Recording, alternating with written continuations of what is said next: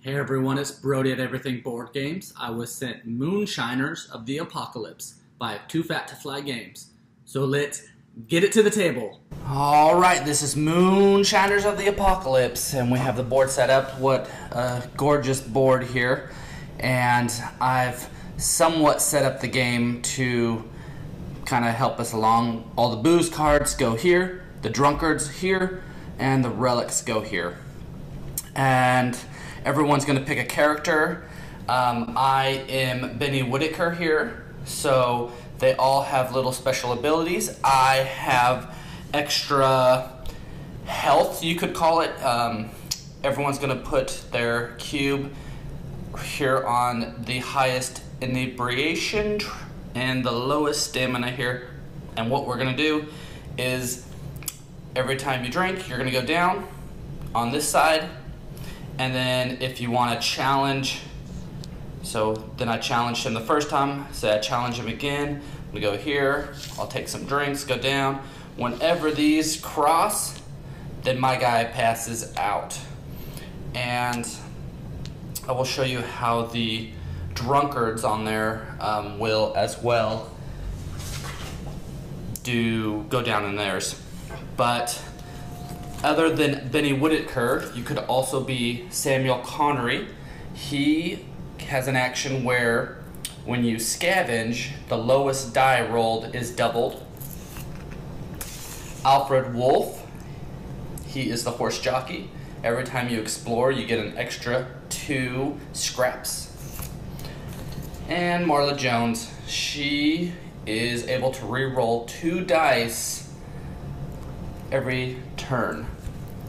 So those are your characters that you could be. And so at the beginning of the game, you are going to randomly start with 3 drunkards. So we're going to have the bored housewife, and so we'll roll this die and see what number she's on. 18, so we'll put her right there. And this is going to be where we're going to keep track of her health. She is a blue color, which is the medium difficulty drunkard. And we will put this over to the side here and leave that on 7.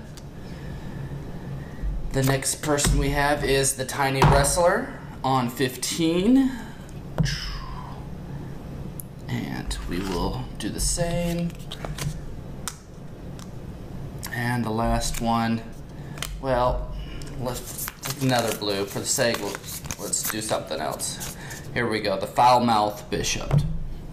He is an easy one, and he's going to be a number 1 right here.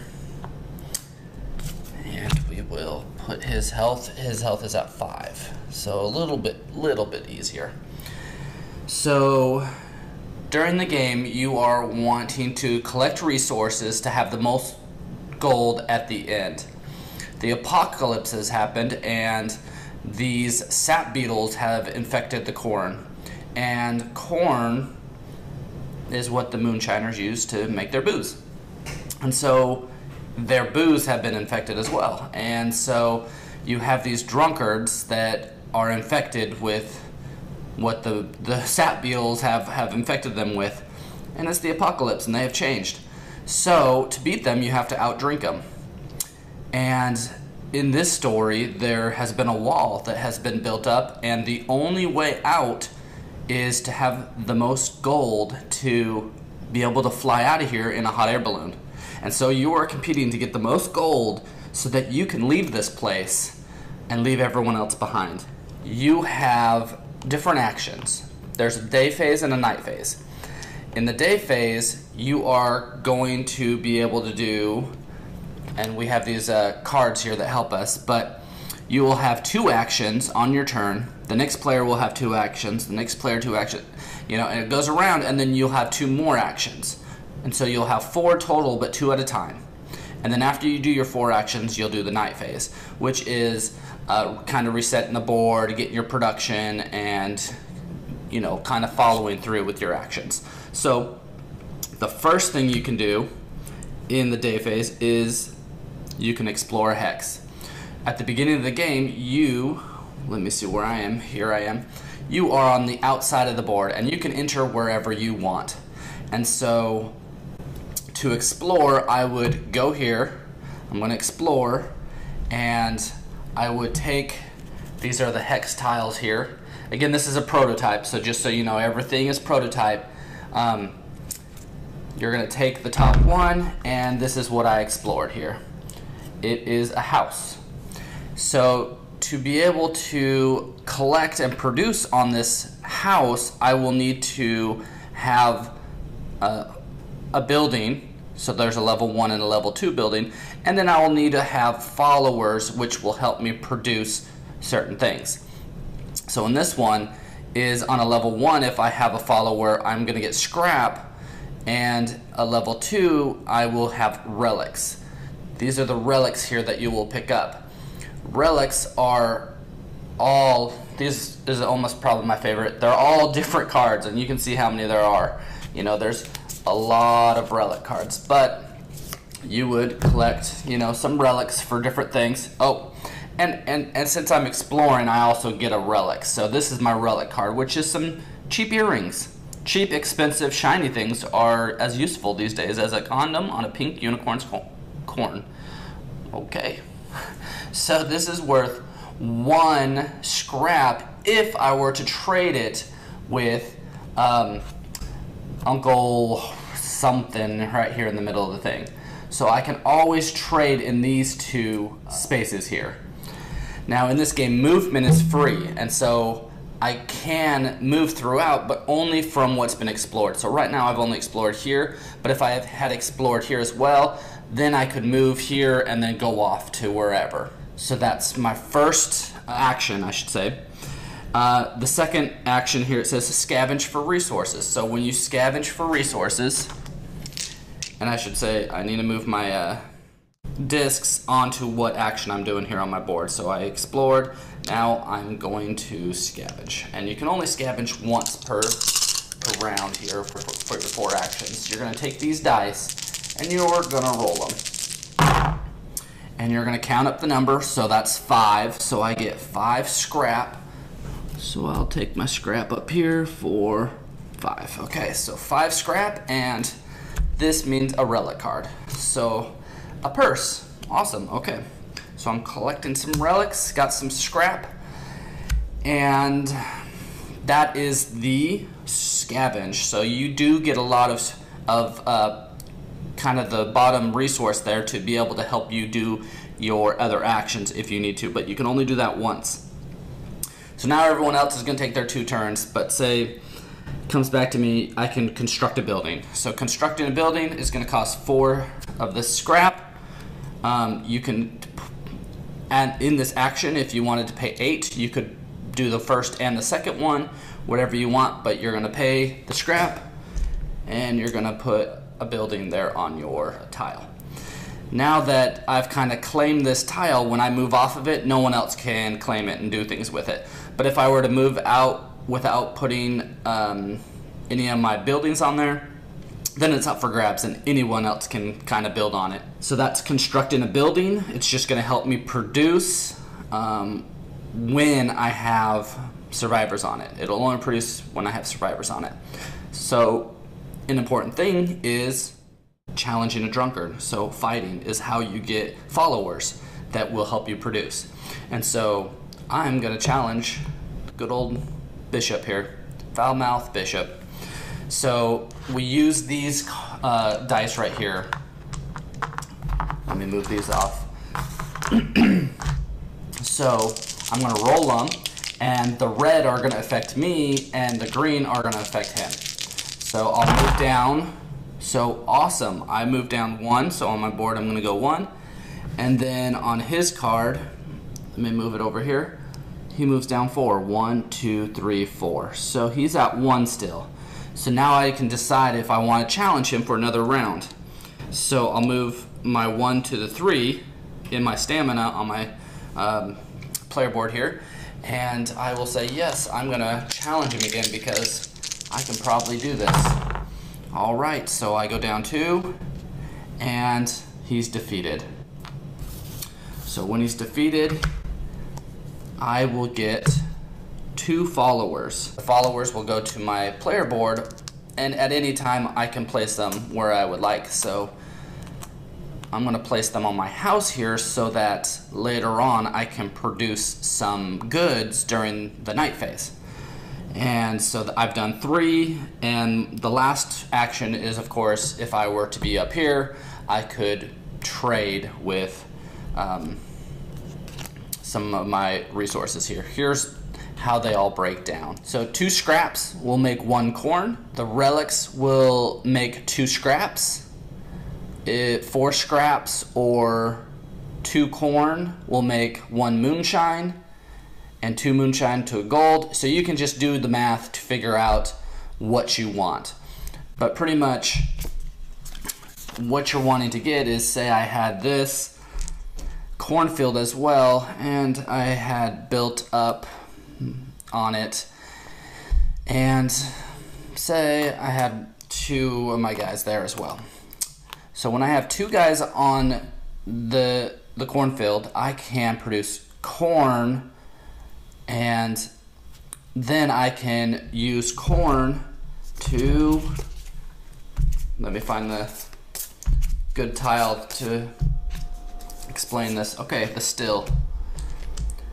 So if I didn't have the corn that I'm producing here, say it was like this, then this corn will produce moonshine. But if I have no corn, I might need to trade to buy corn, so that when I produce, I'm not just wasting this action over here, and that I can produce moonshine. So it goes from corn to moonshine to gold. And to me, the most important tile in this is the saloon. When you have your buildings here on there, and you'll eventually get a lot of survivors and want to take advantage of this, you will be able to convert your moonshine, either 2 of them, 3 of them, or 4 of them, to 1, 2, or 3. So if I had all 4 of these guys, I can take 1 of my moonshine that I produced from my still, which I got from my cornfield, you see how they're progressing, to make it into gold. So 1 of those, I have 4 guys on here, so I get 3 gold. And that's how you get gold the best way. You can always, though, get a ton of houses or get a ton of other areas, because you can get a ton of scrap, and scrap can always be turned into gold. 8 scrap for gold. And so instead of using your actions to do your resource conversion through your production here, you can just get a ton of scrap and go and trade it all and get gold as well. So that's kind of another way to compete and have another strategy in the game. But eventually the board is going to get more and more drunkards here, and that's really, you might not think you want to fight, but that's the only way you can get your survivors, so that you can put them on your tiles. And so it is really important. And as the game progresses, more of them will come on at a time. So that happens in the night phase. So we'll say we had this guy, and he was in this house, and I never fought him. I never went in to take care of him, and I was doing some other stuff. Now he's going to turn 1 of my survivors into a drunkard in the night phase. So if you leave 1 of them on one of your areas where you have a survivor, it'll turn 1 of them, and it'll be, well, Tiny George, but I just used him for an example. But the switchboard operator. All right. So of course you always will roll the die. 18, and since there's someone else already there, you'll roll again. 7. So go right there. That's how you always will put a new character on. Then you will put your black cube on the 5 and keep track of their health, because you're going to be fighting them eventually. So you'll do that for everyone that's in one of your areas. This will happen, sometime in the game. So you will have to protect what you own here. And if you don't get rid of them, that might happen. Now you're going to produce. So here he's not going to produce because there's a guy in this area, so they can't produce. But here, my corn, I'll produce, but I don't have survivors, so I'm not going to produce. Here, I'm going to turn 2 corn, because I got 2 survivors, into 2 moonshine. And then one of those is going to turn into 3 gold. So I'm going to get 1 corn and 3 gold. So that's how the production will work. And you'll have all your tiles out that you have buildings and survivors on. If you only have 1 survivor, then you're going to get scrap, like here. So, and redistribution of survivors. You can now decide, actually, I need corn, and I want to take, say, this guy, and I'm going to move him, well, over here. You know, you're going to re-put all your survivors and say, yeah, I need more corn, I'll maybe get 1 less gold, or whatever you're going to do. You can change all your survivors. The drunkards are going to move, and so they move. I'm going to roll the blue die. They're going to move northwest, and so when they do that, they'll do this and this. If they were to be here and they're moved northwest, they're going to wrap around and come on right here. So they're just going to wrap around the board. So that was, so green is northeast. So, and it goes through. It cannot land on the trading post. So you'll move right through, and red won't move because he's already on one of my places with a survivor. So he will just stay put, because I have to go get rid of him. Then the new drunkards arrive. So we're going to add Mary Undertaker, Conan the Librarian, and Judge Johnson. Plus, because it's the next round, we have 4 coming on, Depressed Salesman. So we'll just say that they rolled like this. And we'll say here. Something like that. So as you can see, the board has a lot of these people on that we need to fight. But that's good. Remember, that's good, because that's how you get your survivors. And then lastly, we're going to advance the balloon here on the track. There's 7 rounds of this, and whoever has the most gold at the end is going to be the winner. And so that's how you play Moonshiners of the Apocalypse. You can see all the different type of tiles. There will be the one maybe you haven't seen is this workshop. They all kind of have their own way of doing a certain strategy to win, and so there's might not be one that's better than the other, though, you know, I feel like maybe the saloon is the best one because you can change your moonshine to gold. So even if you trade it in here for a moonshine, which is what, 4 scrap, if you own one of these, you can turn 4 scrap, and during the night phase it'll turn that 4 scrap that you got the moonshine with into 3 gold, which is 3 gold would be 8, 16, 24. But there's other ways to compete as well. And so the relic cards, of course, are all great. Toy cars, straight, you know, they all have a little flavor text on them, and they're all different. Look at all this alternative art that they have. So that is fun to always get the relics. The relics, of course, you will be trading as well, so you might not think they're that important either, but really they will get you a lot of scrap, which you can exchange for whatever you're planning to do. All the drunkards then will be, you know, shuffled back in and put out, because you'll probably be winning them in battle and be able to put more on there. Oh, and then I forgot to explain this, so I'll explain this now. So you can trade in the trading post for some booze cards. And so, for example, here is some of those. And, you know, of course, like I've said, I don't drink, so I don't know the name of these too well, but, you know. So rum is going to give you an extra 2. So every time you battle, whatever your roll does for you, so you're 3 and they're 2, but you give them some high octane liquor here that boosts them up, so that's actually 4. And on your player board, you have a 6-pack of this, as you can see in the background. So every time you will move your marker down, indicating that you used it, and you have to use it when you use this. So the next 6 times you are having a round with them, you will be using it. So now they're at 4. Well, now you're going to do it again. So you'll move it down 1, you'll roll, and oh, that time it got you, but 1 plus, that's 3 for them, and they're out. So that's kind of how that happens. The sauerkraut is going to restore your HP for 7. So that's a one-time use card.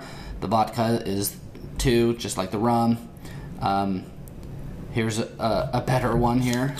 That'll do 3. And then have one on me. Someone you convinced your opponent to guzzle this one by himself. So only your opponent takes damage this roll. So there's just different cards, and these are not too expensive. So I would say once you get to these harder characters, the red colors, you almost need to have some of this high octane stuff, some of these cards. And eventually you'll want these to make your battles easier as well, because you will, of course, like I've said, want survivors, and so you're going to have to do, let's see, you can do up to 2 of these per your turn. So, you know, if you got a lot of survivors that way, you can then take advantage of putting them on your explored and claimed areas here on the board. Anyways, the game is fun. You know, player order will just be passed around. I think this game would appeal to a lot of people for this theme, because, you know, you haven't seen it much. But anyways, this is Moonshiners of the Apocalypse by Too Fat to Fly Games. If you like what you see, then go back it.